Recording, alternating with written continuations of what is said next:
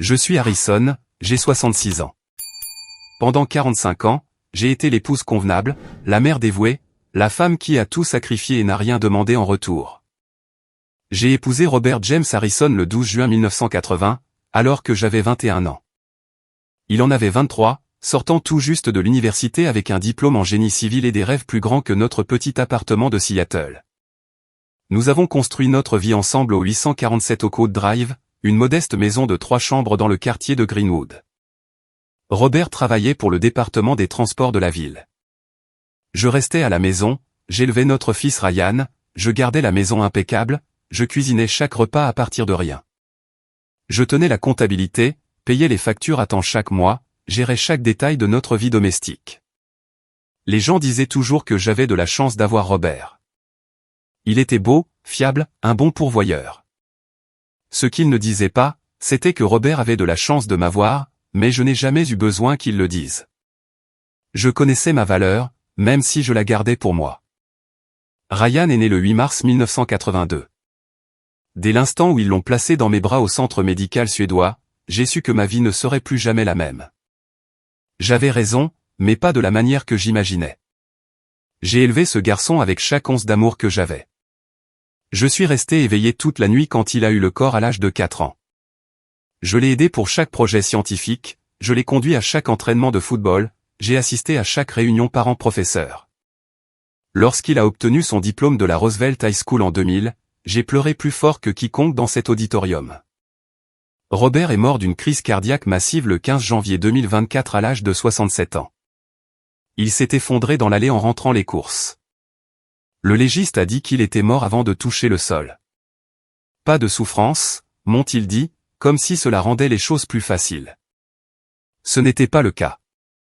La maison est devenue un tombeau. Chaque coin murmurait son nom. Le fauteuil où il lisait le journal du dimanche. L'atelier dans le garage où il réparait tout. Le côté du lit qui restait froid. Dans les premiers mois après les funérailles, Ryan et Brooke me rendaient visite régulièrement. Ils étaient mariés depuis 4 ans à ce moment-là. Ils se sont mariés le 3 septembre 2020. Une petite cérémonie dans un vignoble à Woodinville. Brooke était magnifique ce jour-là dans sa robe ivoire, ses cheveux blonds parfaits, son sourire radieux. Nous sommes une famille, maman, a dit Ryan lors d'une de ses premières visites, en me serrant fort. Tu ne seras jamais seul. Nous serons toujours là pour toi. Je l'ai cru. Les visites ont commencé à changer vers avril 2024. Subtilement au début. Ryan vérifiait constamment son téléphone pendant nos conversations. Brooke jetait un coup d'œil à sa montre, puis chuchotait quelque chose à Ryan. Il partait plus tôt que prévu, invoquant des délais de travail, des dîners prévus, des courses. En mai, il venait une fois toutes les 2 semaines au lieu de chaque semaine. En juin, une fois par mois. En juillet, c'est moi qui les appelais. Salut chérie. C'est maman. Je voulais juste savoir comment vous alliez tous les deux. Peut-être qu'on pourrait dîner ce week-end? Pas ce week-end, maman. Brooke a un truc pour le travail. Le week-end prochain. Je vais vérifier notre calendrier et je te recontacterai. Il ne m'a jamais recontacté.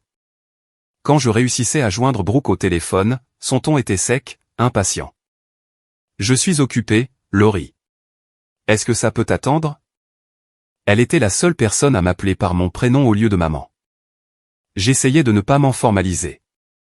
J'ai commencé à ressentir cette sensation de naufrage, de devenir insignifiante, de passer de mère à fardeau. Mais je me disais que j'étais paranoïaque. Ils étaient jeunes, occupés, construisaient leur carrière. Brooke travaillait dans le marketing pour une start-up technologique.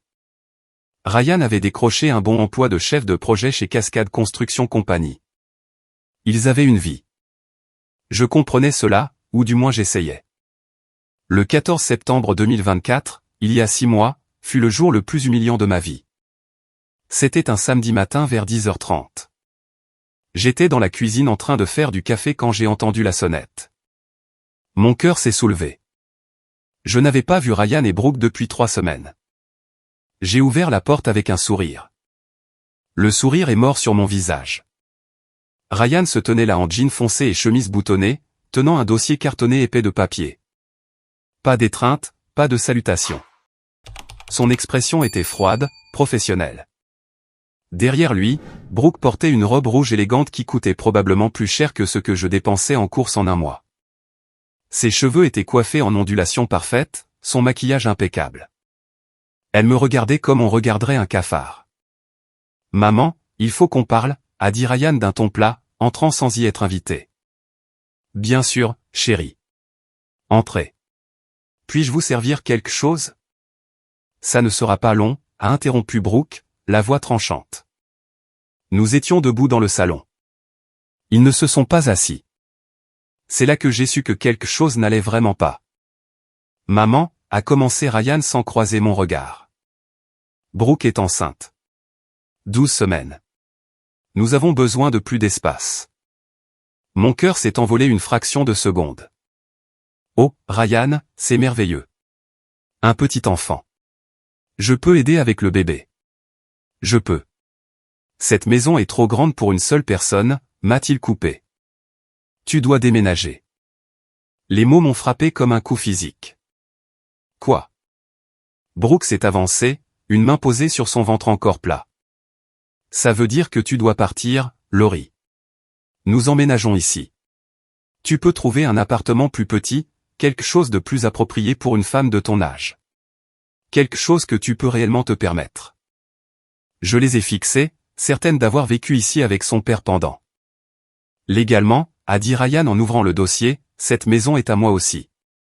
Papa a ajouté mon nom à l'acte de propriété en 2019, tu te souviens? Pour éviter les problèmes de succession à sa mort. Je me souvenais que Robert avait été si fier de lui d'avoir anticipé, pour me faciliter les choses. Il m'avait dit que c'était juste une formalité, une technicalité juridique. Je n'avais jamais imaginé que mon propre fils l'utiliserait comme une arme. Ryan, s'il te plaît. Cet endroit contient tous les souvenirs de notre famille. Ton enfance, ton père et moi. Les souvenirs ne paient pas les impôts fonciers, a claqué Brooke. Et ils ne nous aident certainement pas à nous préparer pour un bébé. Je me suis tourné vers mon fils, cherchant sur son visage une trace du garçon que j'avais élevé. Ne me fais pas ça. Je suis ta mère. J'ai sacrifié toute ma vie pour toi. J'ai tout abandonné pour t'élever, pour te soutenir. Brooke a ri. Elle a vraiment ri. C'était un son cruel et moqueur qui m'a donné la chair de poule. Ça suffit, Laurie.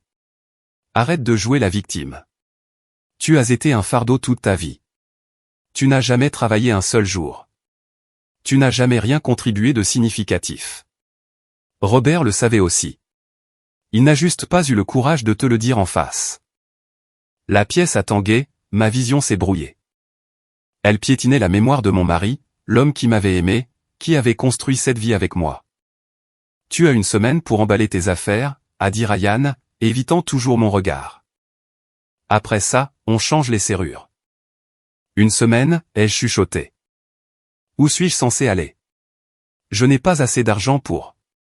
Ce n'est pas notre problème, a dit Brooke, caressant son ventre comme si c'était un bouclier. Ce bébé a besoin d'un foyer stable. Tu comprends, n'est-ce pas? En tant que mère? La cruauté d'utiliser la maternité, ma propre identité, contre moi était époustouflante. Ryan, ai-je essayé une dernière fois, la voix brisée. S'il te plaît, mon fils, s'il te plaît ne fais pas ça. Pendant un instant, juste une lueur, j'ai cru voir quelque chose dans ses yeux. Du doute, peut-être. De la honte. Mais Brooke a posé sa main sur son bras, et ce que j'avais vu a disparu. Nous reviendrons samedi prochain pour emménager nos affaires, a-t-il dit. Assure-toi d'être parti d'ici là. Ils sont partis. Je suis resté debout au milieu de mon salon, ma maison depuis 45 ans, et je me suis effondré sur le sol. J'ai pleuré jusqu'à ne plus pouvoir respirer, jusqu'à ce que mes côtes me fassent mal, jusqu'à ce qu'il ne me reste plus rien. Les 7 jours suivants ont été un cauchemar. J'ai appelé le portable de Ryan 43 fois. Il n'a jamais répondu. J'ai laissé des messages vocaux suppliants, implorants, essayant de raisonner avec lui. Rien. J'ai envoyé un SMS à Brooke. S'il vous plaît, je veux juste parler. Je suis la grand-mère du bébé. Pouvons-nous trouver un arrangement? Sa réponse est arrivée 6 heures plus tard. Arrête de nous déranger.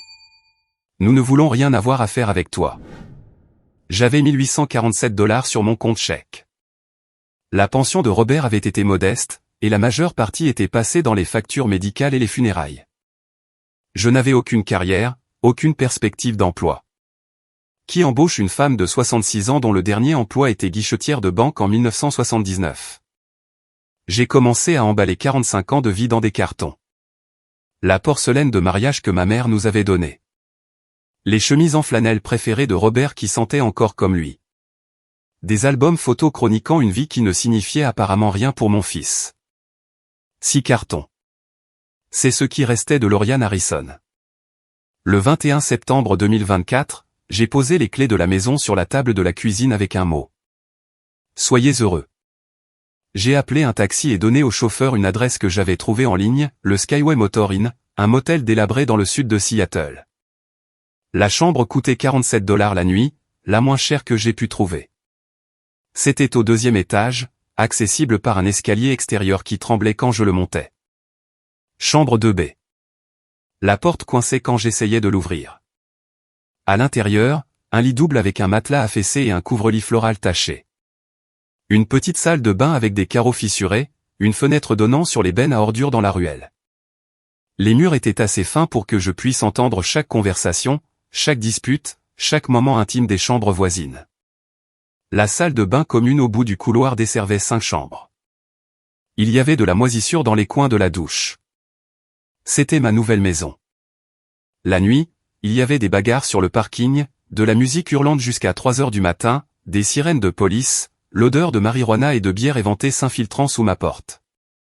J'essayais de dormir, mais le lit était inconfortable et les bruits étaient incessants.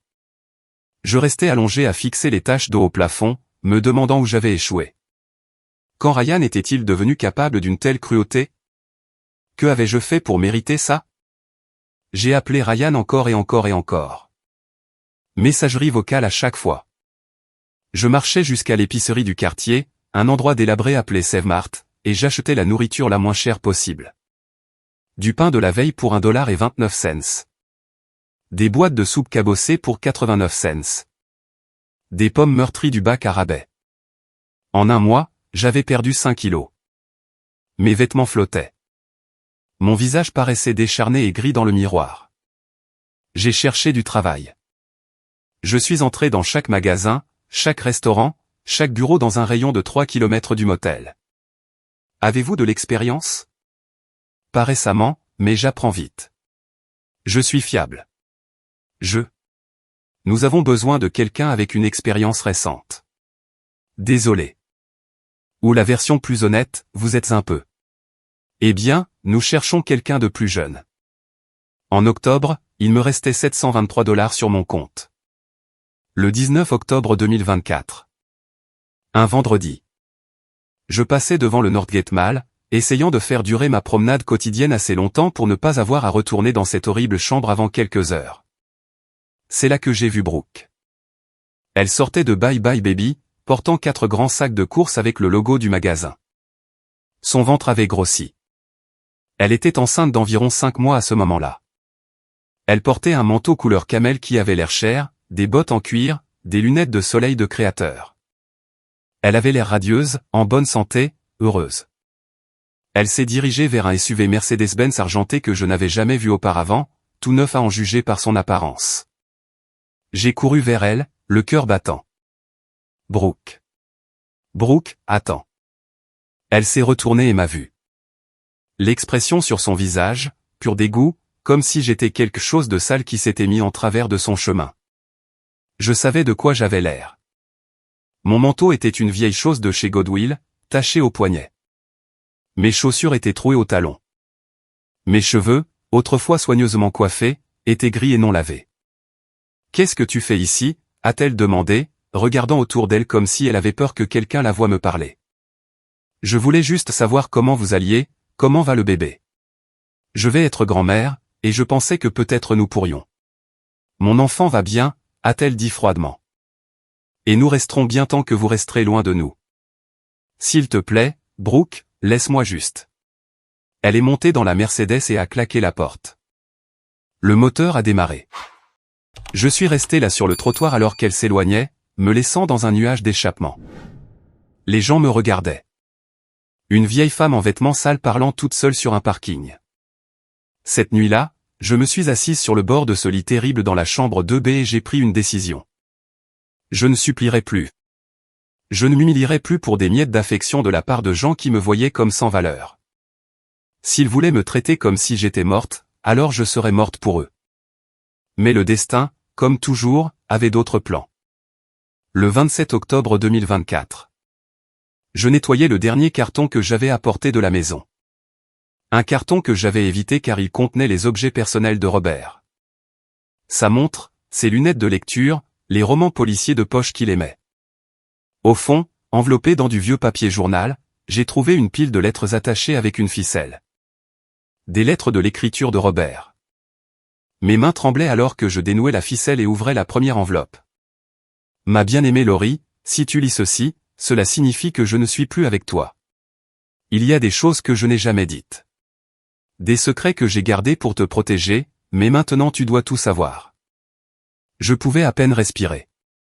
Avant de te rencontrer, j'ai travaillé dans l'immobilier pendant 3 ans tout en finissant mon diplôme d'ingénieur. Avec mes économies et quelques investissements risqués, j'ai acheté 12 parcelles de terrain à la périphérie de Seattle.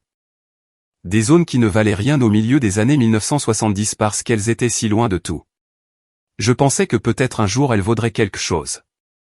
Puis le temps a passé, nous nous sommes mariés, avons eu Ryan, et je les ai honnêtement oubliés. Je n'en ai pas parlé parce que je ne voulais pas que tu t'inquiètes pour de l'argent qui pourrait ne jamais se matérialiser. Les papiers sont dans un coffre-fort à la First Puget Sound Bank, coffre numéro 1247. La clé est scotchée derrière notre photo de mariage. Laurie, s'il m'est arrivé quelque chose, ces parcelles valent probablement une fortune maintenant. La ville a grandi. Des centres commerciaux et des immeubles d'appartements ont été construits dans ces zones. Tout ce que j'avais rêvé qui pourrait arriver s'est réalisé. Tu es la femme la plus forte que j'ai jamais connue, plus forte que tu ne le penses. Si jamais quelqu'un te fait du mal, souviens-toi que tu as la force de te défendre. Signé, le mari qui t'a toujours admiré, Robert James Harrison. La lettre est tombée de mes mains. J'ai saisi la photo de mariage sur le dessus de la commode. Une petite photo encadrée que j'avais gardée avec moi. Je l'ai retournée. Là, sous du ruban adhésif jauni, se trouvait une petite clé en laiton. Mon cœur battait si fort que je pensais qu'il allait exploser. J'ai continué à lire. Robert avait tout documenté. Numéro de lot, emplacements exacts, relevés cadastraux, vieille carte, 12 parcelles de terrain. 4,2 acres au coin de la 145e rue et d'Aurora avenue North. 2,8 acres sur Greenwood avenue près de la 175e, 6,1 acres près de ce qui était maintenant le Shoreline Community College, et 9 autres, toutes dans des zones qui avaient explosé en valeur au cours des 40 dernières années. Il y avait des photographies datées de 1974, montrant des champs vidés des chemins de terre, des reçus montrant qu'il avait payé entre $800 et $2300 pour chaque parcelle. La dernière lettre était datée du 3 juin 2023. 6 mois avant sa mort. J'ai fait expertiser les propriétés la semaine dernière. La valeur totale est d'environ $2 400 000.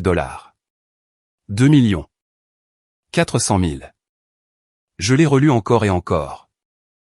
J'étais millionnaire.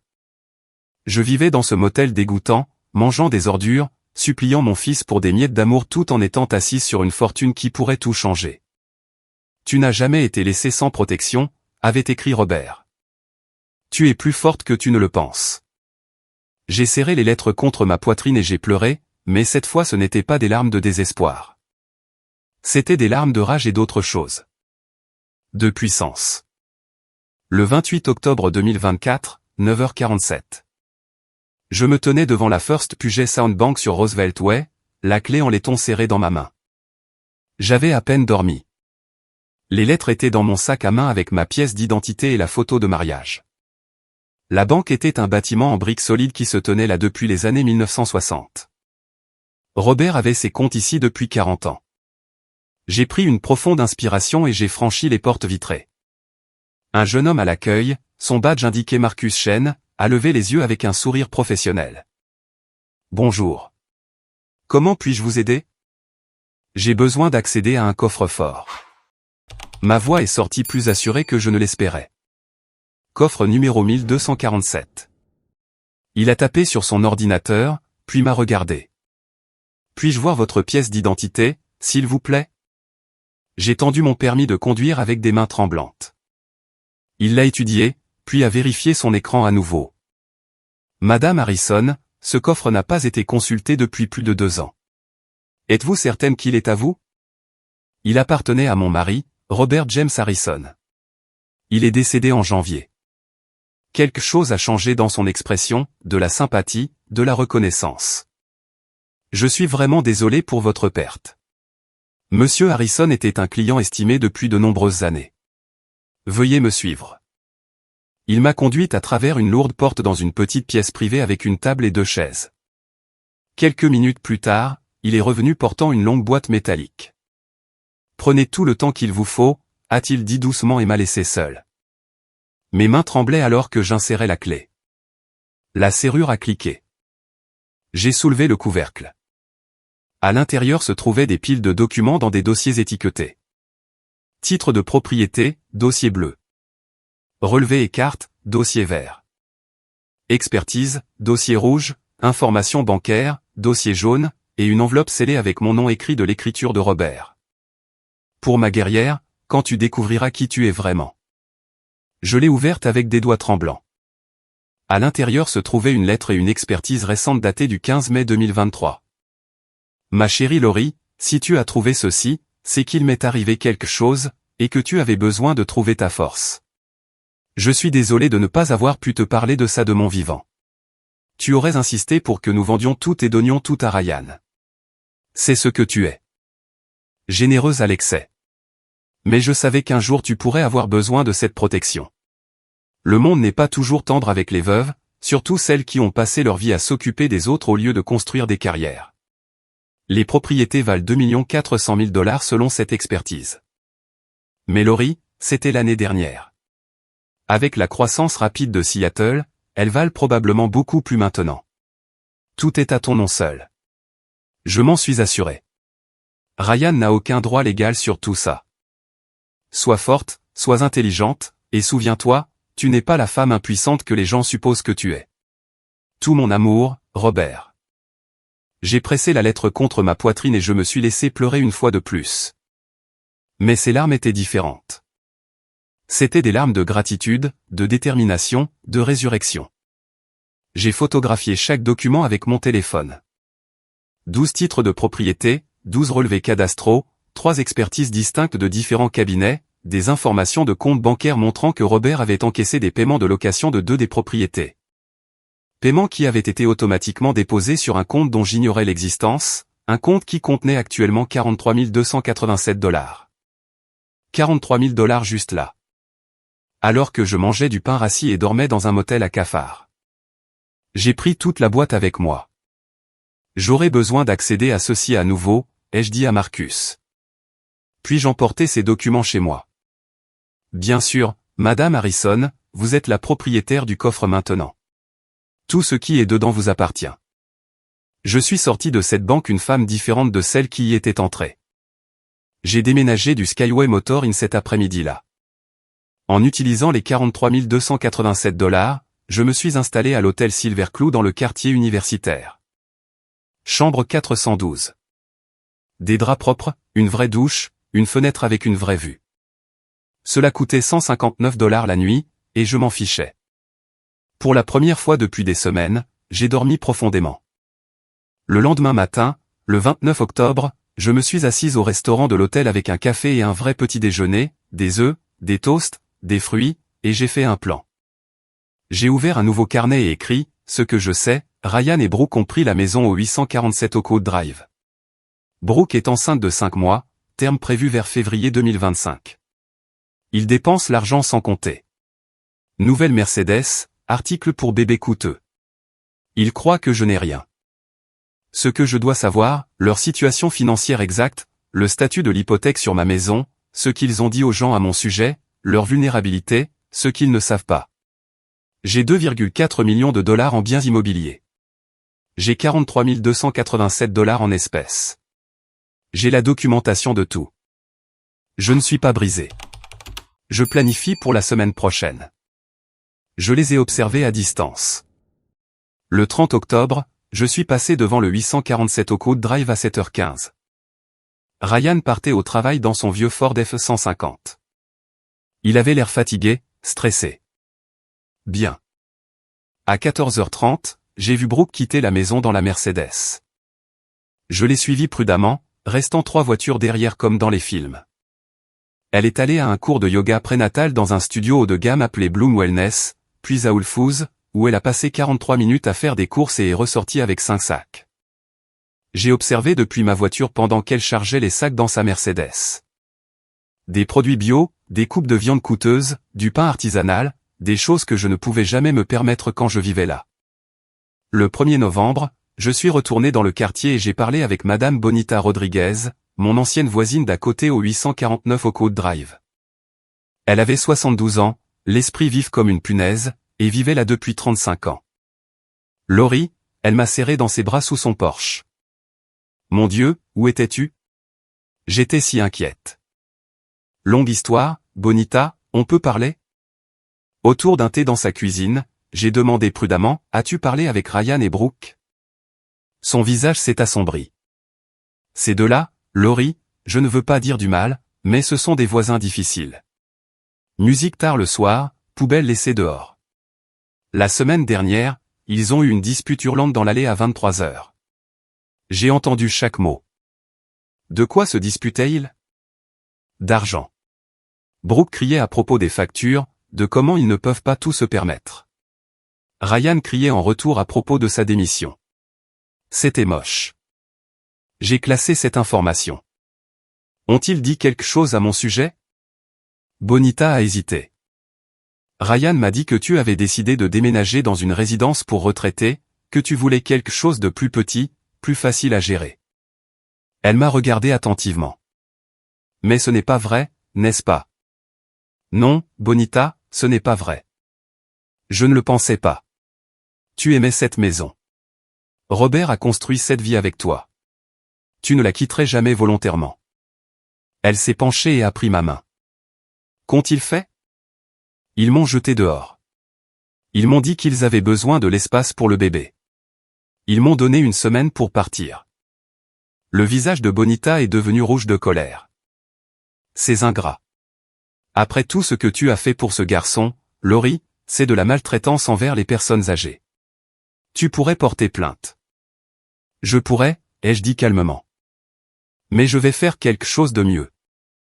Le 4 novembre 2024, j'ai engagé un avocat spécialisé en immobilier nommé James David Alonso. Son bureau était au centre-ville de Seattle, au 42e étage du Columbia Center.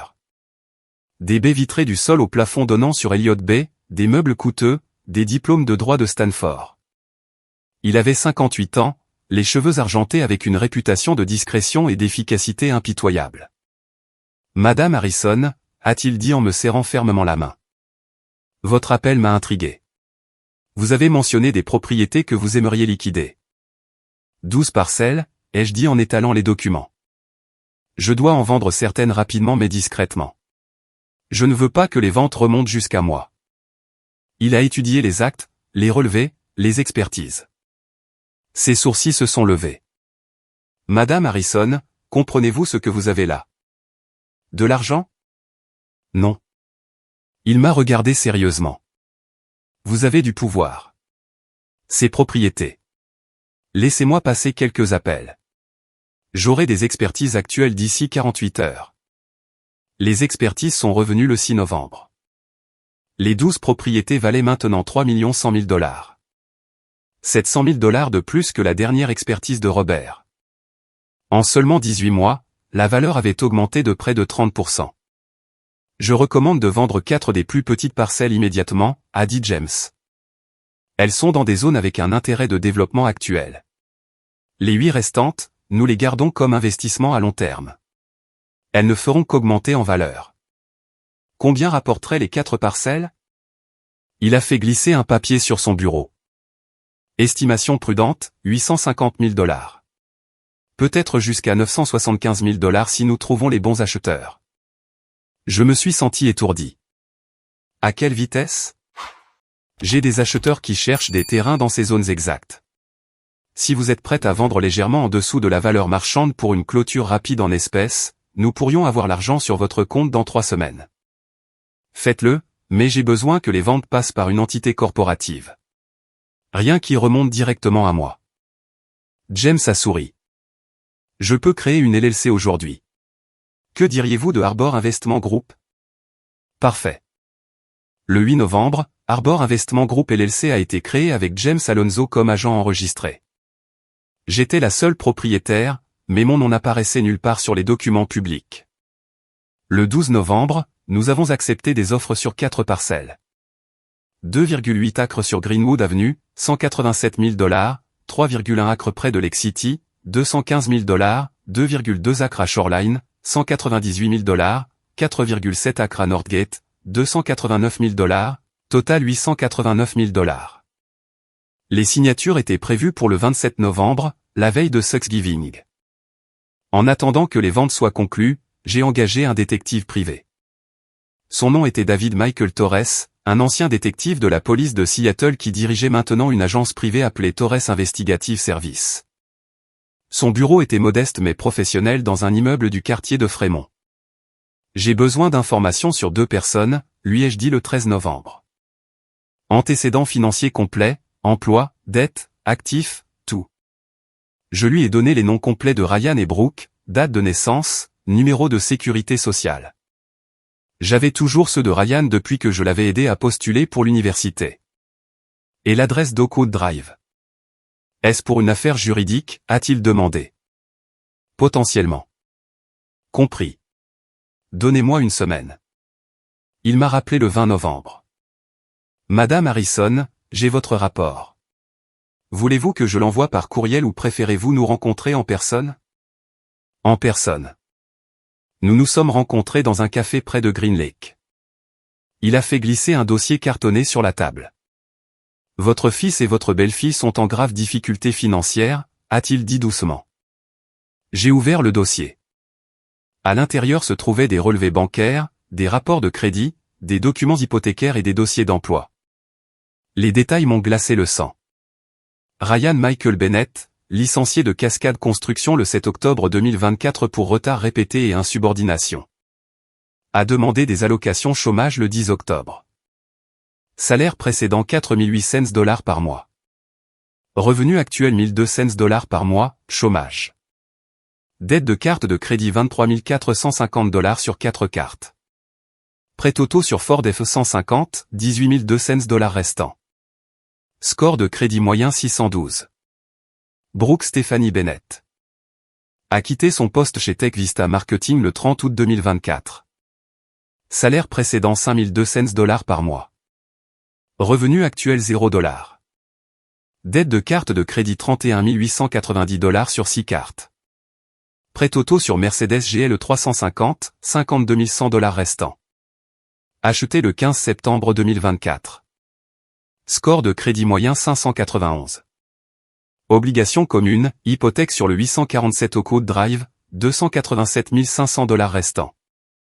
Paiement hypothécaire mensuel, $2,140. Actuellement 3 mois de retard. $6,420 d'arriéré. Avis de saisie déposé par Olympic National Bank le 15 novembre 2024. J'ai fixé les chiffres. Ils avaient pris ma maison et étaient en train de la perdre. Ils avaient acheté une Mercedes à $65 000 qu'ils ne pouvaient pas se permettre. Ils se noyaient dans les dettes de cartes de crédit. Et ils m'avaient traité comme si je ne valais rien. Il y a plus, a dit David. La banque qui détient leur hypothèque, Olympic National Bank, est elle-même en difficulté financière. Ils vendent des prêts non performants pour réduire leur portefeuille. Comment savez-vous cela? J'ai un contact qui travaille là-bas. L'hypothèque du 847 Oakwood Drive est sur leur liste de ventes prioritaires. Ils veulent s'en débarrasser rapidement. Une idée s'est cristallisée dans mon esprit. Si quelqu'un voulait acheter cette hypothèque, comment ferait-il? David m'a étudié un long moment. Vous auriez besoin de faire une offre via une société d'investissement. La banque préférerait vendre à un acheteur institutionnel plutôt qu'à un particulier. Il faudrait que ce soit confidentiel, professionnel. Est-ce que Arbor Investment Group pourrait l'acheter avec la bonne offre et le bon avocat pour gérer ça? Absolument. J'ai souri pour la première fois de toute cette conversation. S'il vous plaît, envoyez-moi les coordonnées de votre contact à la banque. Le 27 novembre 2024, les ventes des 4 propriétés ont été conclues. 889 000 $ ont été déposés sur le compte professionnel de Arbor Investment Group à la First Puget Sound Bank. Combiné aux 43 287 $ que j'avais découvert plus tôt, j'avais maintenant 932 287 $ en actifs liquides, plus 8 propriétés restantes valant environ 2 200 000 $. Ma valeur nette totale, un peu plus de 3 100 000 $. La femme qu'ils avaient jetée comme une moins que rien était multimillionnaire. Le 29 novembre, Black Friday, James Alonso m'a appelé. Laurie, j'ai parlé avec Olympic National Bank. Ils sont motivés pour vendre l'hypothèque du 847 Oakwood Drive. Le solde actuel est de 287 500 $, mais c'est un prêt non performant. Ils accepteront 245 000 $. C'est une remise de 42 500 $. Ils veulent que ça sorte de leur livre. Ça leur coûte de l'argent en frais juridiques et administratifs. Si nous offrons 245 000 $ en espèces avec une clôture sous 7 jours, ils prendront. Faites-le. Le 6 décembre 2024, Arbor Investment Group LLC a acheté l'hypothèque du 847 Oakwood Drive pour 245 000 $ comptant. Ryan et Brooke me devaient maintenant les 287 500 $ restants sur la maison. Et ils n'en avaient aucune idée. Pour autant qu'ils sachent, ils devaient toujours à Olympic National Bank. Mais la banque leur avait envoyé une lettre le 9 décembre. Votre hypothèque a été vendue à Arbor Investment Group. Tous les paiements futurs doivent être adressés à, je les imaginais lisant cette lettre, confus, mais pas alarmés. Pourquoi le serait-il? C'était juste de la paperasse d'entreprise. Les banques vendaient des hypothèques tout le temps. Ils ne savaient pas que Arbor Investment Group, c'était moi. Le 10 décembre, j'ai demandé à James d'engager une agence de recouvrement, une firme légitime et agréée appelée Premier Collection Northwest, pour commencer les procédures de recouvrement. La première lettre est partie le 11 décembre. Cher M et Madame Bennett, cette lettre est pour vous informer que votre compte hypothécaire, actuellement en retard de 6 420 $, a été acquis par Arbor Investment Group. Nous sommes autorisés à recouvrer cette dette en leur nom. Vous avez 15 jours pour mettre votre compte à jour ou nous contacter pour organiser un plan de paiement. L'absence de réponse entraînera l'accélération du montant total du prêt et des procédures de saisie. Cordialement, Premier Collection Northwest. J'ai aussi engagé quelqu'un pour faire quelque chose de plus personnel. Le 13 décembre, j'ai payé un acteur nommé Marcus Shaw, un homme de 58 ans qui avait l'air digne de confiance et grand-père, pour croiser accidentellement Ryan dans une station-service. J'avais suivi les habitudes de Ryan. Chaque jeudi soir, il faisait le plein de son camion à la station Chevron sur la 85e et Aurora Avenue. Marcus s'est approché de lui pendant qu'il mettait de l'essence. Ryan? Ryan Bennett?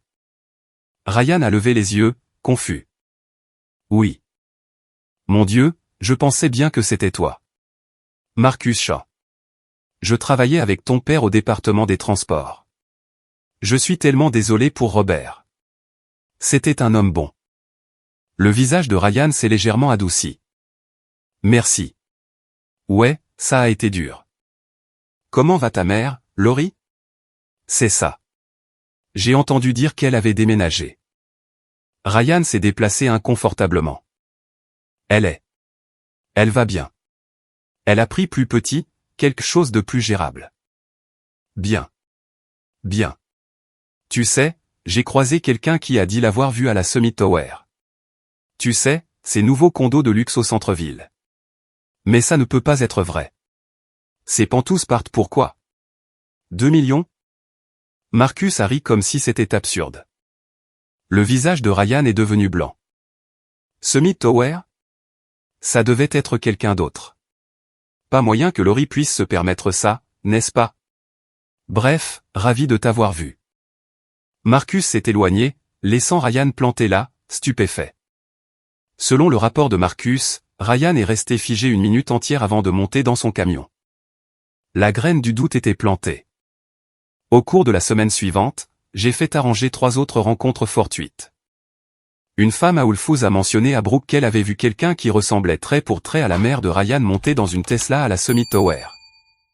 Un ancien voisin a demandé nonchalamment à un vieil ami de lycée de Ryan, « Est-ce que la mère de Ryan a gagné au loto ou quoi ?» Un serveur au restaurant où Brooke déjeunait parfois a dit, « Oh, êtes-vous de la famille de Laurie Harrison ? Je l'ai vue la semaine dernière portant un manteau Burberry. Une femme magnifique. Chaque graine plantée a germé. » Le 18 décembre, David Torres a confirmé qu'il posait des questions. Ryan avait appelé 3 personnes pour demander s'il m'avait vu. Brooke avait cherché mon nom sur les réseaux sociaux.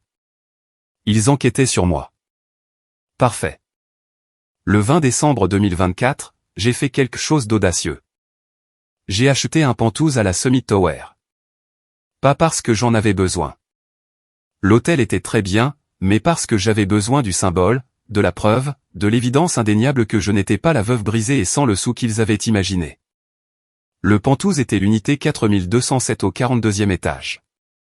3 chambres, 3 salles de bain et demi, 260 mètres carrés. Des baies vitrées du sol au plafond avec vue panoramique sur le Puget Sound, les montagnes olympiques et le centre-ville de Seattle. Prix d'achat $1 850 000.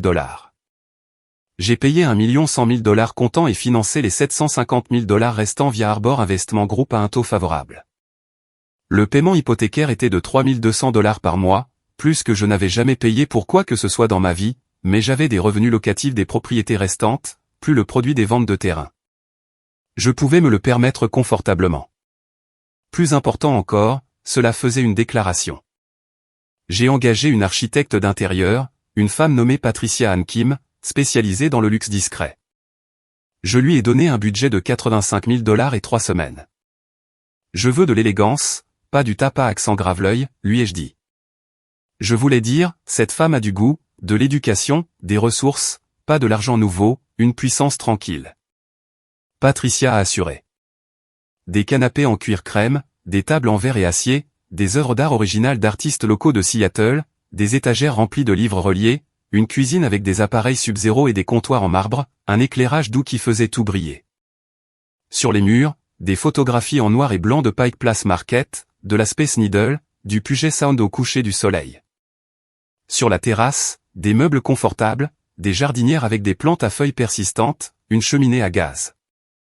C'était magnifique, sophistiqué, tout ce que Brooke avait probablement rêvé d'avoir, et c'était à moi. Le 2 janvier 2025, j'ai emménagé.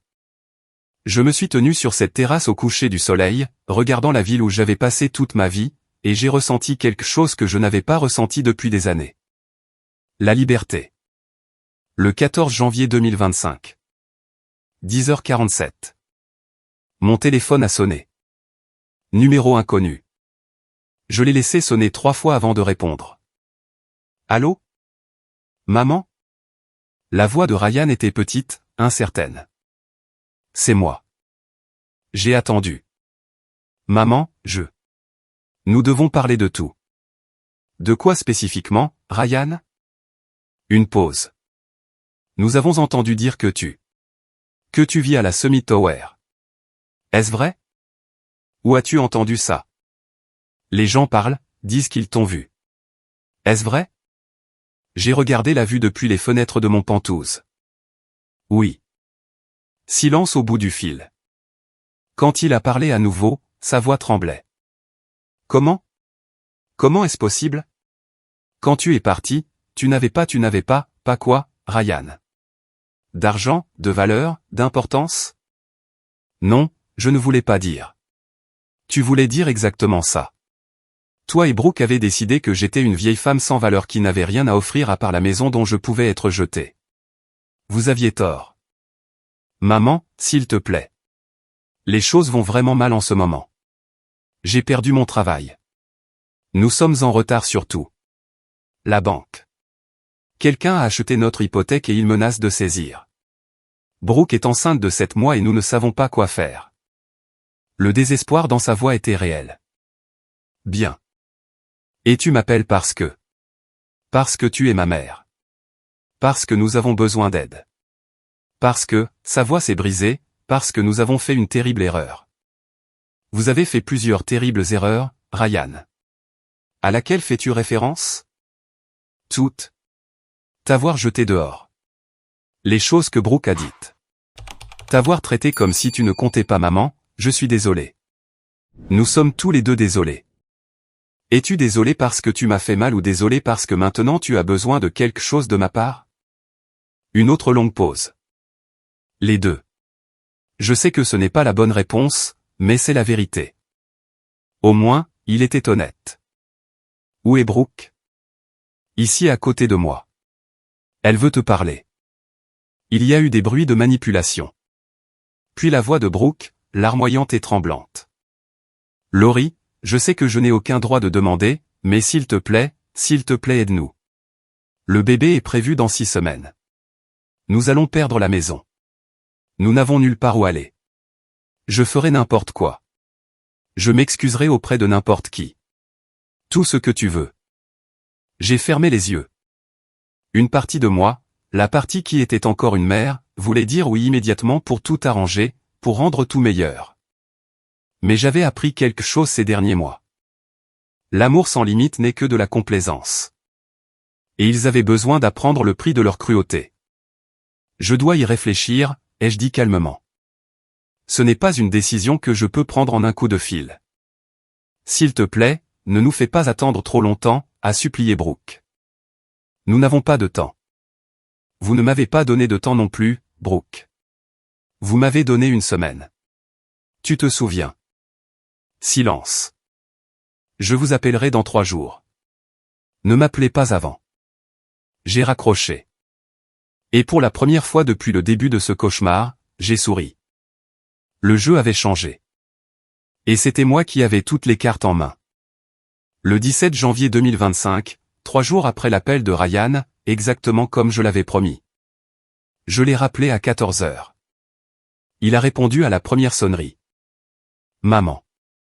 Bonjour, Ryan. J'ai réfléchi à votre situation.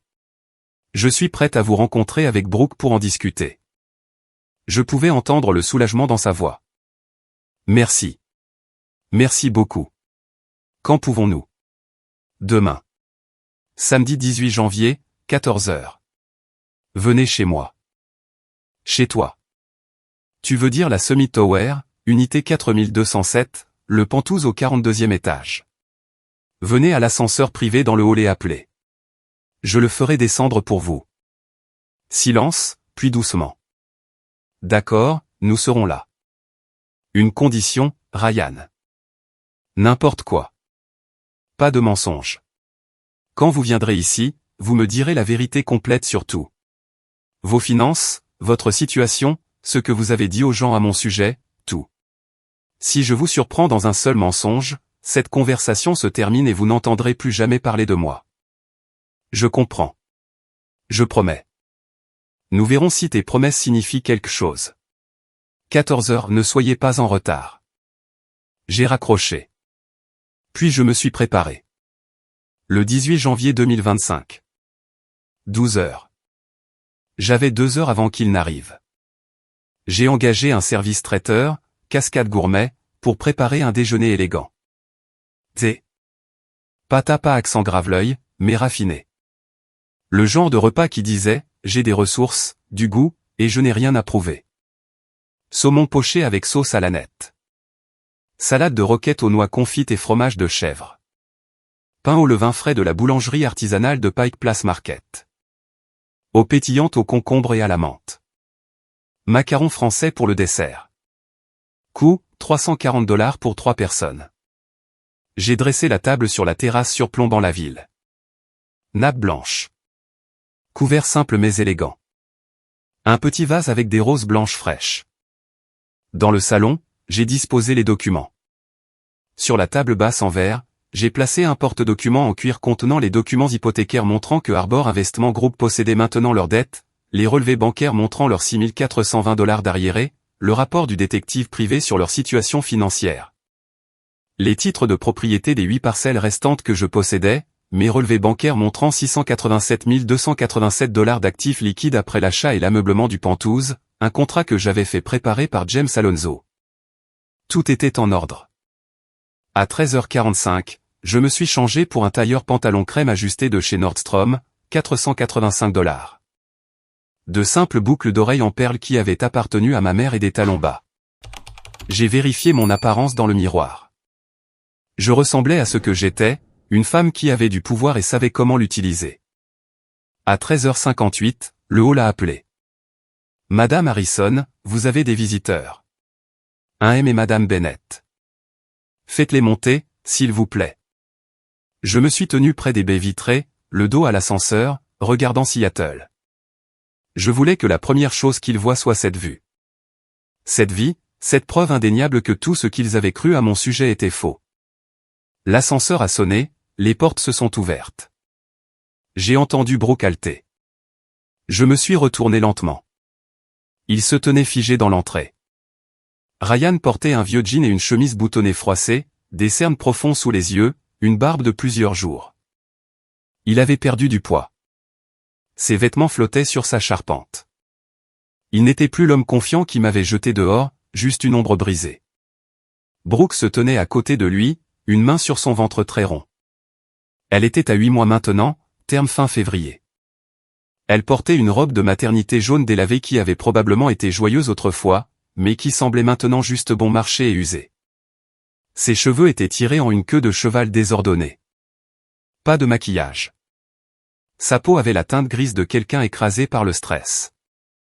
Le contraste était parfait. Eux désespérés, épuisés, vaincus. Moi, calme, posé, en contrôle. Bonjour, Ryan. Bonjour, Brooke. J'ai gardé ma voix égale. Bienvenue chez moi. Maman. La voix de Ryan s'est brisée. C'est. Comment est-ce possible? Comment quoi est possible, Ryan? Sois précis. Ses yeux ont balayé le Penthouse, les meubles de créateurs, les œuvres d'art originales, les comptoirs en marbre visibles dans la cuisine, la terrasse au-delà des fenêtres. Tout ça, cet appartement, cette vie. Quand tu es parti, tu n'avais pas d'argent. J'ai fini pour lui. De ressources, de valeurs. Utilisons les mots exacts, Ryan. Quand tu m'as jeté dehors, tu as supposé que je n'avais rien. Tu avais tort. Les yeux de Brooke se sont remplis de larmes. Pas des larmes de joie de me voir, des larmes de réalisation de ce qu'ils avaient perdu quand ils m'avaient traité comme une ordure. S'il vous plaît, asseyez-vous, j'ai fait signe vers le canapé en cuir crème. Nous avons beaucoup à discuter. Ils se sont assis comme des robots, encore hébétés. J'ai pris le fauteuil unique face à eux, la position de pouvoir. Puis-je vous offrir quelque chose? De l'eau pétillante? Du café? J'ai un excellent mélange Sumatra que je viens d'acheter chez un torréfacteur de Capitol Hill.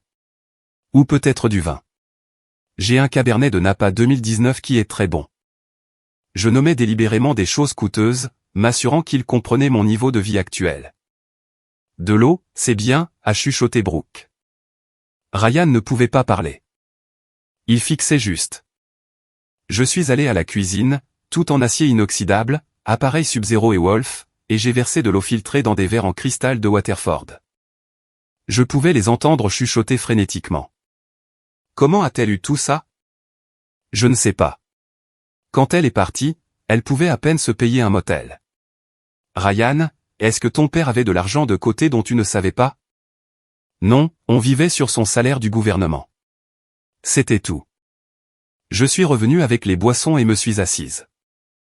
Maintenant, vous avez dit que vous vouliez parler. J'écoute. Ryan s'est raclé la gorge, essayant de retrouver un peu de contenance. Maman, d'abord, nous sommes désolés. Nous sommes tellement désolés pour la façon dont nous t'avons traité. Désolé pourquoi spécifiquement? Il a eu l'air confus. Pour tout. Non, Ryan, j'ai besoin que tu sois précis. De quoi es-tu désolé? Dis-moi exactement ce que tu as fait. C'était important. Il devait le nommer. L'assumer. Brooke a pris la parole, la voix tremblante.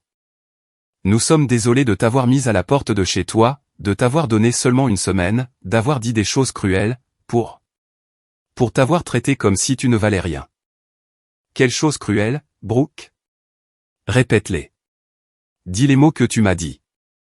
Elle a pâli. J'ai dit que tu étais un fardeau. Que tu n'avais jamais travaillé. Que Robert le savait mais n'avait pas le courage de le dire. Que mon bébé avait besoin d'un foyer stable. Pas, elle a commencé à pleurer. Pas les plaintes d'une vieille femme aigrie. Bien. Au moins maintenant tu es honnête. J'ai pris une gorgée de mon eau. Continue. Ryan avait l'air d'être sur le point de vomir. Maman, nous avions tort. Nous étions stressés et effrayés par l'argent et le bébé, et nous. Nous nous en sommes pris à toi. Tu ne méritais pas ça. Non, je ne méritais pas ça. J'ai posé mon verre. Mais voici ce qui m'intéresse. Vous n'étiez pas désolé quand vous m'avez jeté dehors. Vous n'étiez pas désolé pour les 6 mois que j'ai passés dans la pauvreté. Vous êtes désolé maintenant. Pourquoi? Ryan a ouvert la bouche, puis l'a fermée. Je vais te dire pourquoi, ai-je dit calmement. Vous êtes désolé parce que vous avez découvert que j'ai de l'argent. Vous êtes désolé parce que maintenant vous avez besoin de quelque chose de moi. Vous êtes désolé parce que vous avez mal calculé. Ce n'est pas la même chose qu'un remords sincère, Ryan. Ce n'est pas juste, a-t-il protesté faiblement. N'est-ce pas? Dis-moi, si tu n'avais pas découvert que je vis dans un penthouse, m'aurais-tu appelé? Si vous n'étiez pas face à une saisie, vous seriez-vous excusé? Silence. C'est ce que je pensais. Je me suis levé et j'ai marché vers les fenêtres, le dos tourné à eux. Dans le reflet, je pouvais les voir assis au bord du canapé comme des accusés attendant un verdict. Laissez-moi vous raconter une histoire, ai-je dit. C'est à propos d'une femme nommée Lauriane Harrison. Pendant 45 ans, elle a été l'épouse parfaite. Elle a cuisiné chaque repas, nettoyé chaque coin, élevé un fils avec chaque once d'amour qu'elle avait. Elle ne s'est jamais plainte, n'a jamais demandé de reconnaissance, n'a jamais rien exigé pour elle-même. Je me suis tourné pour leur faire face. Puis son mari est mort et son fils, le garçon pour qui elle avait tout sacrifié, l'a jeté hors de chez elle comme une ordure. Lui a donné une semaine pour partir.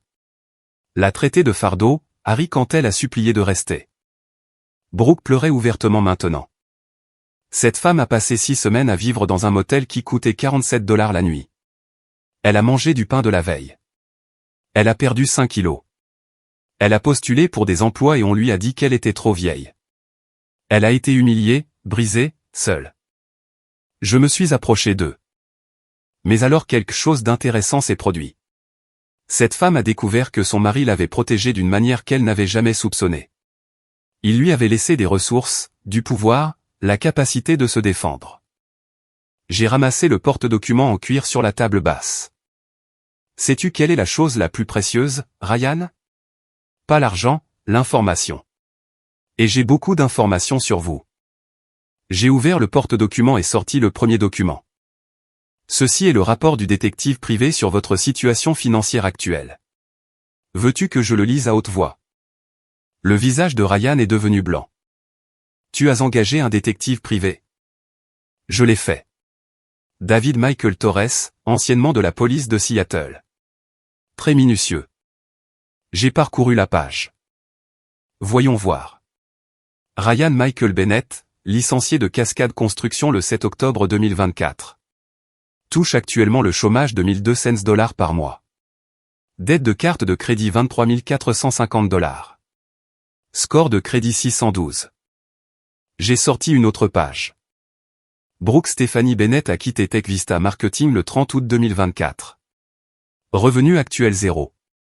Dette de carte de crédit $31 890. Score de crédit 591. Brooke a enfoui son visage dans ses mains. Dette commune, ai-je continué. Mercedes-Benz GL 350 acheté le 15 septembre 2024 pour $65 000. Solde actuel du prêt $52 100. Paiement mensuel $847. J'ai sorti un autre document. Et puis il y a la maison, 847 Oakwood Drive. La maison où j'ai vécu pendant 45 ans. La maison que vous m'avez prise. J'ai regardé Ryan. Solde hypothécaire actuel $287 500. Paiement mensuel $2140. Actuellement 3 mois de retard. Total impayé $6 420. J'ai posé les documents sur la table basse devant eux. Le 15 novembre 2024, Olympique National Bank a déposé un avis de saisie. Ils allaient prendre la maison. Allez. Ryan a levé les yeux, confus. Oui. Allez, parce que le 6 décembre 2024, l'hypothèque a été vendue. J'ai sorti un autre document, les papiers de cession d'hypothèque. Elle a été achetée par Arbor Investment Group LLC pour 245 000 $ comptant. J'ai laissé l'information pénétrer. Sais-tu qui possède Arbor Investment Group, Ryan? Ses mains tremblaient. Non. J'ai souri. C'est moi. La pièce est devenue complètement silencieuse. C'est exact. Je possède l'hypothèque de la maison que tu m'as volée. Vous ne devez plus rien à Olympique National Bank. Vous me devez 287 500 $ plus 6 420 $ de paiement en retard plus les frais de retard et les intérêts qui s'accumulent quotidiennement. Brooke a émis un son comme un animal blessé. Mais attends, ai-je dit, il y a plus. J'ai sorti les titres de propriété. Votre père m'a laissé 12 parcelles de terrain autour de Seattle. Des terres qu'il a achetées dans les années 1970 pour presque rien. Des terres qui valent maintenant plus de 3 millions de $. J'ai étalé les titres sur la table. J'ai vendu 4 parcelles en novembre pour 889 000 $. J'ai utilisé cet argent pour acheter ce Penthouse, pour engager des avocats, pour acheter votre hypothèque, pour construire une nouvelle vie. J'ai sorti mes relevés bancaires. Actifs liquides actuels 687 287 $. Valeur des propriétés restantes environ 2,2 millions. Valeur nette totale environ 3,1 millions. Je me suis assise dans mon fauteuil et je les ai regardés calmement. La vieille femme sans valeur que vous avez jetée dehors est multimillionnaire. Le fardeau que vous avez mis à la porte possède votre maison. La mère plaintive et aigrie dont vous vous êtes moqué est la seule chose qui se tient entre vous et la rue. Ryan pleurait maintenant aussi. Maman, s'il te plaît. S'il te plaît. Nous sommes tellement désolés. Nous ne savions pas si nous avions su que papa t'avait laissé de l'argent. Arrête. Ma voix était tranchante. C'est exactement le problème, Ryan. Tu es désolé parce que j'ai de l'argent, pas parce que tu m'as fait du mal, pas parce que tu m'as trahi. Parce que j'ai des ressources que tu veux. Ce n'est pas vrai, a-t-il protesté. N'est-ce pas? Laisse-moi te demander quelque chose. Si j'avais trouvé cet argent avant que tu ne me jettes dehors, m'aurais-tu traité différemment? Aurais-tu été plus gentil, plus respectueux? Il ne pouvait pas répondre. Bien sûr que tu l'aurais fait parce que tu ne me respectes pas en tant que personne. Tu ne me respectes qu'en tant que ressource. C'est la chose la plus triste dans tout ça. Tu ne m'as jamais vu comme ta mère. Juste comme quelque chose à utiliser ou à jeter selon mon utilité. Je me suis levé et j'ai marché vers les portes de la terrasse. Voici ce qui va se passer. Vous avez deux choix. Je me suis retourné pour leur faire face. Choix 1. J'accélère le montant total de l'hypothèque. Vous avez 72 heures pour payer 287 500 $ plus les frais où je saisis. Vous perdez la maison. Vous êtes expulsé. Et je m'assure grâce à mes relations dans cette ville que Ryan n'obtienne pas un autre emploi dans la construction à Seattle. Vous devrez partir. Recommencer ailleurs avec rien. Brooke sanglotait de manière incontrôlable. Choix 2. Vous acceptez mes conditions. Toutes. Pas de négociation. Pas de modification. Vous faites exactement ce que je dis ou vous obtenez le choix 1. Quelles sont les conditions, a demandé Ryan, sa voix à peine un murmure. J'ai pris le contrat que James Alonso avait préparé. Condition 1, vous vous excusez publiquement auprès de moi. Pas en privé, publiquement. Vous allez voir chaque voisin d'Oakwood Drive et vous leur dites la vérité. Que vous avez mis votre mère à la porte de chez elle. Que vous avez dit des choses cruelles et haineuses. Que vous l'avez traitée comme une ordure. Que vous aviez tort. Ryan a dégluti difficilement. D'accord. Condition 2, les arriérés d'hypothèque. Les 6 420 $ de retard sont pardonnés, effacés. Vous repartez à zéro. Ils ont levé les yeux, surpris. Condition 3, la maison au 847 Oakwood Drive sera placée dans une fiducie. Le bénéficiaire est votre enfant, mon petit enfant. Vous deux pouvez y vivre jusqu'à ce que l'enfant ait 18 ans. À ce moment-là, il décidera de ce qu'il advient de la propriété. Vous ne la possédez pas. Vous êtes les gardiens. D'accord. Oui. Ryan a hoché la tête frénétiquement. Condition 4, Ryan, tu commences à travailler le lundi 20 janvier chez Meridian Construction Company. Salaire de départ, $5 000 par mois. J'ai déjà tout arrangé. Tu auras des avantages complets, y compris une assurance maladie qui couvrira l'accouchement de Brooke et les soins médicaux du bébé. Tu as fait ça? Je l'ai fait, mais comprends bien ceci. Tu auras un superviseur. Moi, indirectement, bien sûr. Un retard, une seule manifestation de l'arrogance et du sentiment que tout est dû que tu m'as montré, une seule indication que tu n'as pas appris ta leçon. Tu es viré. Et je m'assurerai que tu ne travailles plus dans la construction dans cette ville. Je comprends. Condition 5, Brooke, tu recevras des soins prénatals complets au Swedish Medical Center. Le même hôpital où tu es né, Ryan. Je paie pour ça. Meilleur obstétricien. Chambre privée quand tu accouches. Tout ce dont tu as besoin. Brooke a levé les yeux, les larmes ruisselant sur son visage. Pourquoi? Pourquoi ferais-tu ça après ce qu'on a fait? Parce que ce bébé est innocent. Parce que je vais être grand-mère. Et parce que contrairement à vous, je ne punis pas les innocents pour les péchés des autres. J'ai sorti un autre document. Condition 6, quand mon petit enfant naîtra, je serai présente à l'hôpital si je le choisis. J'aurai des droits de visite réguliers, pas comme une faveur que vous m'accordez, mais comme un droit que j'ai gagné. Vous ne m'empêcherez pas de voir mon petit enfant. Bien sûr, oui, absolument, ont-ils dit tous les deux. Condition 7, chaque décision familiale majeure pour les 5 prochaines années doit être discutée avec moi d'abord. Emploi, déménagement, décisions financières, l'éducation de l'enfant. Vous avez prouvé que vous ne prenez pas de bonnes décisions par vous-même. Vous avez besoin de surveillance. Ryan s'est légèrement hérissé à cela, mais Brooke a mis sa main sur son bras. Nous sommes d'accord. Condition 8, une fois par mois, vous viendrez ici pour dîner, tous les 3, une fois que le bébé sera né. Il ne s'agit pas de prétendre que nous sommes une famille normale et heureuse. Il s'agit de maintenir la communication et de s'assurer que vous respectez votre part de cet accord. On le fera. J'ai pris un stylo et l'ai posé sur le contrat. Condition 9, et ceci est non négociable. Vous suivrez une thérapie familiale, nous 3, une fois par semaine pendant 6 mois, puis une fois par mois pour l'année suivante. Nous travaillerons avec un thérapeute pour aborder ce qui s'est passé, pourquoi c'est arrivé, et comment empêcher que cela se reproduise. Oui, absolument. Je les ai regardés tous les deux attentivement. Ces conditions sont contraignantes. Si vous les acceptez, vous signez ce contrat. Si vous rompez l'une de ces conditions, n'importe laquelle, je déclenche le choix, saisie immédiate, expulsion, et vous êtes fini. Comprenez-vous? Oui, ont-ils dit ensemble. Êtes-vous certain? Parce qu'une fois que vous signez, il n'y a pas de retour en arrière. Pas de renégociation. Non, mais nous ne voulions pas dire ou nous n'avions pas compris. Vous êtes soit complètement dedans, soit vous partez maintenant.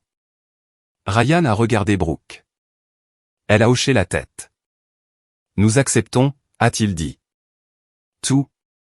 Je lui ai tendu le stylo. Ils ont signé. Après avoir signé, j'ai servi le déjeuner sur la terrasse. Nous avons mangé en grande partie en silence.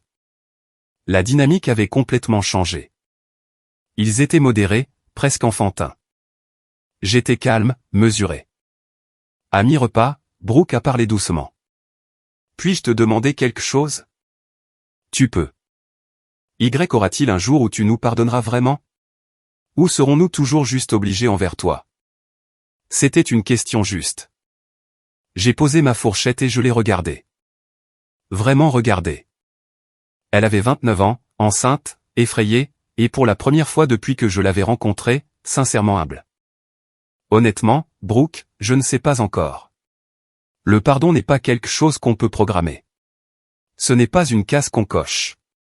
Ça grandit avec le temps si et seulement si les actions le justifient. Comment le gagnons-nous? Vous êtes présent. Vous faites le travail. Vous prouvez par une action constante sur des mois et des années que vous avez changé, que vous comprenez ce que vous avez fait, que vous êtes devenus des personnes différentes. J'ai pris une gorgée d'eau. Ce que vous devez comprendre, c'est que l'ancienne relation, celle où j'étais la mère dévouée et vous étiez mes précieux fils et belles-filles, cette relation est morte. Vous l'avez tuée le jour où vous m'avez jeté de chez moi. C'est fini. Nous ne pouvons pas la ressusciter. Le visage de Ryan s'est froissé. Mais, ai-je continué, nous pourrions être capables de construire quelque chose de nouveau, quelque chose de plus honnête, quelque chose basé sur le respect mutuel au lieu des suppositions et du sentiment que tout est dû. Ce ne sera pas pareil. Ce ne sera probablement jamais chaleureux et doux, mais ça pourrait être réel, et le réel est plus précieux que le faux bonheur. J'aimerais ça, a dit Ryan doucement. Moi aussi, a ajouté Brooke. Alors prouvez-le. Pas avec des mots, avec des actions, avec le temps. Nous avons fini le déjeuner. Avant qu'ils ne partent, je les ai accompagnés à l'ascenseur. Une dernière chose, ai-je dit alors qu'ils étaient sur le point d'entrer. Le jour où ce bébé naît, vous m'appelez immédiatement. Pas des heures plus tard, pas le lendemain. Immédiatement. Vous comprenez? Oui, maman, a dit Ryan, et pour la première fois quand il a dit maman, cela semblait sincère. Bien. Maintenant allez commencer vos excuses publiques demain. Je vérifierai. Les portes de l'ascenseur se sont fermées. Je me suis tenu dans mon beau pantouse, seul à nouveau, et j'ai ressenti quelque chose que je n'avais pas ressenti depuis des années. La paix. Pas le bonheur, pas la joie, mais la paix. La guerre était finie. La bataille était gagnée. Maintenant venait le travail plus dur, reconstruire. Le 22 juillet 2025. J'étais assise sur ma terrasse à 7 heures avec une tasse de café, regardant le soleil se lever sur le Puget Sound. L'air était frais et propre. Une légère brise portait l'odeur de l'eau salée et des pins. 6 mois s'étaient écoulés depuis cette confrontation. Fidèles à leurs paroles, Ryan et Brooke avaient fait du porte-à-porte pour s'excuser. Madame Bonita m'a appelé le lendemain en riant. Laurie, tu aurais dû les voir. Ils sont venus chez moi et m'ont tout dit. Ryan pleurait. Brooke avait l'air de vouloir mourir. Ils ont dit qu'ils t'avaient traité terriblement et qu'ils avaient tort. Je leur ai dit qu'il était temps que vous réalisiez quelle femme extraordinaire est votre mère. Le quartier connaissait la vérité maintenant et étonnamment beaucoup d'entre eux m'ont contacté. Des invitations à déjeuner, au club de lecture, au rassemblement de quartier. Je n'étais plus invisible. Ryan avait commencé chez Meridian Construction le 20 janvier, exactement comme je l'avais arrangé. Selon mon contact là-bas, une cadre supérieure nommée Patricia Chen, qui me devait une faveur, il s'en sortait bien, arrivait tôt, travaillait dur, gardait la tête basse, pas d'arrogance, pas d'attitude. Quoi que tu lui aies fait, Laurie, ça a marché, m'a dit Patricia. C'est comme une personne différente. Brooke avait accouché d'une petite fille en bonne santé le 28 février 2025 à 3h47. Il m'avait appelé à 3h52. J'étais à l'hôpital à 4h30 quand ils ont placé ma petite fille dans mes bras. 3,3 kg avec les cheveux foncés de Ryan et les yeux bleus de Brooke. J'ai senti mon cœur s'ouvrir d'une manière que je n'attendais pas. Il l'avait nommée Lauriane Bennett, d'après moi. Nous voulions t'honorer, avait dit Brooke, les larmes aux yeux. Nous voulions qu'elle sache qu'elle porte le nom de la femme la plus forte que nous connaissons.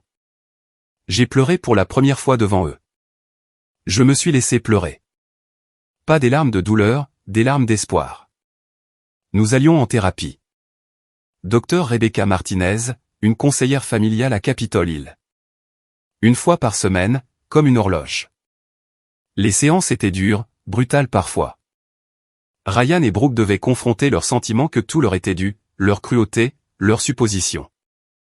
Je devais confronter mes propres schémas, les façons dont j'avais laissé faire, les façons dont j'étais restée silencieuse quand j'aurais dû parler. Ce n'était pas confortable, mais c'était réel. Ils venaient dîner une fois par mois, chaque mois. Nous nous asseyions sur la terrasse, tous les trois, plus bébé Laurie, et parlions. Parfois du passé, généralement du présent, occasionnellement du futur. La maison sur Oakwood Drive était immaculée. Maintenant Ryan avait repeint l'extérieur, réparé la clôture, entretenu le jardin. Il la traitait comme si c'était sacré parce qu'il comprenait maintenant que ce n'était pas la sienne, c'était celle de sa fille. Mes 8 propriétés restantes continuaient d'augmenter en valeur. L'expertise du mois dernier, 2 450 000 $. J'avais lancé une petite fondation, le fonds commémoratif Robert James Harrison pour l'éducation financière des aînés. Nous offrions des cours d'éducation financière gratuits aux seniors, les aidions à comprendre leurs droits, leur apprenions comment se protéger de l'abus financier familial. J'ai donné le premier cours moi-même. 15 femmes ont assisté, toutes entre 60 et 75 ans, toutes avec des histoires similaires à la mienne. J'aidais les autres à trouver leur force. Maintenant, en ce matin de juillet, alors que j'étais assise avec mon café, regardant la ville se réveiller, je pensais à ce que j'avais appris. J'avais appris qu'à 66 ans, votre vie n'est pas finie. Elle peut en fait juste commencer. J'avais appris qu'être sous-estimé est parfois un avantage stratégique. J'avais appris que l'amour sans limite n'est pas de l'amour. C'est de la complaisance. J'avais appris que l'indépendance financière n'est pas une question d'avidité. C'est une question de liberté, d'action, de capacité à faire des choix. J'avais appris que le pardon est possible, mais ce n'est pas instantané. C'est un choix lent et délibéré que l'on fait encore et encore. Plus important encore, j'avais appris que la plus grande victoire n'est pas d'écraser vos ennemis. C'est de trouver la paix en soi. Mon téléphone a vibré. Un SMS de Brooke. Peut-on venir dîner ce soir au lieu de la semaine prochaine? Laurie a souri pour la première fois aujourd'hui, et on s'est dit que tu voudrais voir ça. J'ai souri et répondu, oui, venez à 18 h. Je ferai du saumon. J'ai posé mon téléphone et suis retourné regarder le lever du soleil. Quelque part dans cette ville, mon fils se préparait pour le travail. Quelque part ma petite fille se réveillait dans son berceau. Quelque part ma belle-fille apprenait à être une meilleure personne. Et ici au 42e étage de la Summit Tower, j'étais assise en paix. Pas parce que tout était parfait, mais parce que j'avais appris que parfois la chose la plus forte que vous puissiez faire est de survivre. Et puis quand vous avez survécu, vous choisissez de détruire ou de reconstruire. J'ai choisi de reconstruire. Pas pour eux, pour moi. Parce qu'à la fin de la journée, la vengeance peut sembler douce un instant, mais la paix dure éternellement. Je me suis levé et j'ai marché vers la balustrade de la terrasse. En dessous de moi, Seattle s'étendait dans toutes les directions. La ville où j'étais né, la ville où j'avais aimé, perdu, était brisée, et où je m'étais reconstruite. Un ferry traversait le Puget Sound, se dirigeant vers Bainbridge Island. Les mouettes tournoyaient au-dessus. La Space Needle se dressait fièrement contre le ciel du matin. J'ai pris une profonde inspiration d'air pur et j'ai souri parce que j'étais Lauriane Harrison, 66 ans, mère, grand-mère, veuve, survivante, multimillionnaire, libre.